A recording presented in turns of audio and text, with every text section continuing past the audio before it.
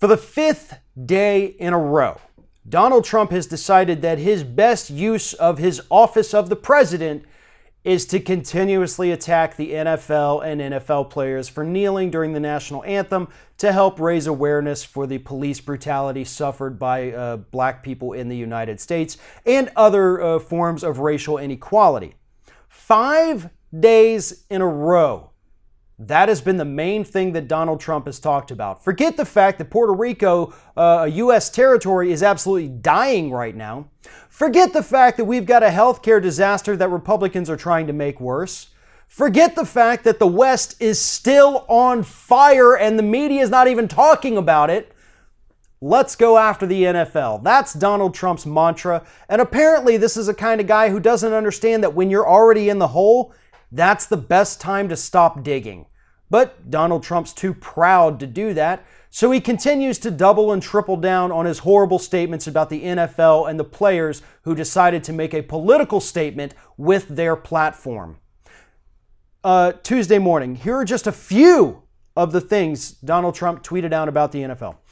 First one, ratings for NFL football are way down except for before game starts when people tune in to see whether or not our country will be disrespected. That's not true. Actually, overall, the NFL ratings are up. They were the highest they've been in years on Sunday, and possibly due to part, I guess, people wanting to see what they were going to do for the national anthem. But overall, ratings for the NFL are up. So Donald Trump, first claim, absolute lie. Second one, the booing at the NFL football game last night when the entire Dallas team dropped to its knees was loudest I have ever heard. Great anger. I don't know exactly what goes on in Donald Trump's head. I'm assuming not very much.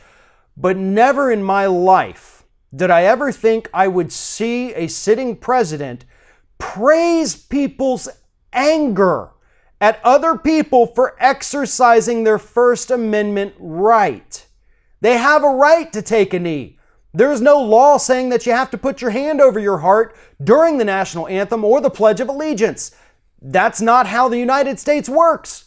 That's how things in, dictatorships work. You're forced to be loyal, but that's not how it works in the United States. And for you to say great anger is absolutely disgusting and appalling.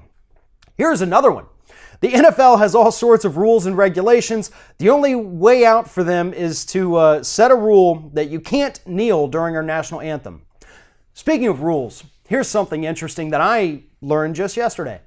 Up until 2009, it wasn't even required for players to stand for the national anthem. It wasn't expected of them, and they didn't.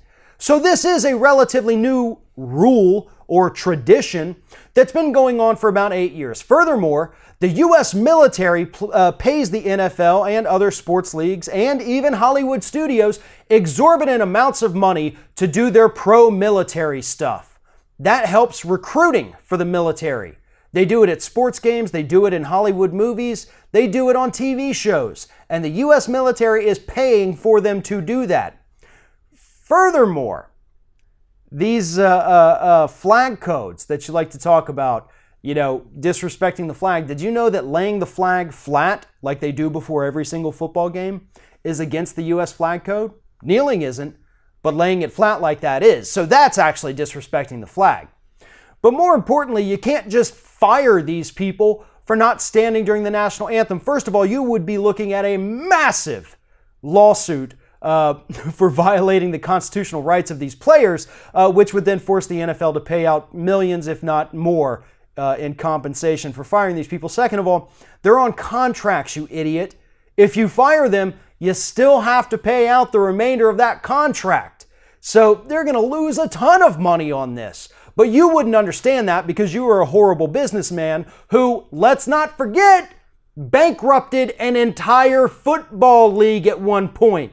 That is a talking point I have not heard brought up in any of this when we've been talking about the NFL. Donald Trump once bankrupted an entire football league, I believe it was the AFL, and now they're gone. This whole protest thing has been hijacked by Donald Trump. He's making it about patriotism and disrespecting the flag. It is about racial inequality in the United States and the horrendous treatment of black people at the hands of police officers throughout this country. That's what this is about, and we cannot let him hijack this message, and he's attempting to. And that's why he's still harping on it, because he knows he's not winning.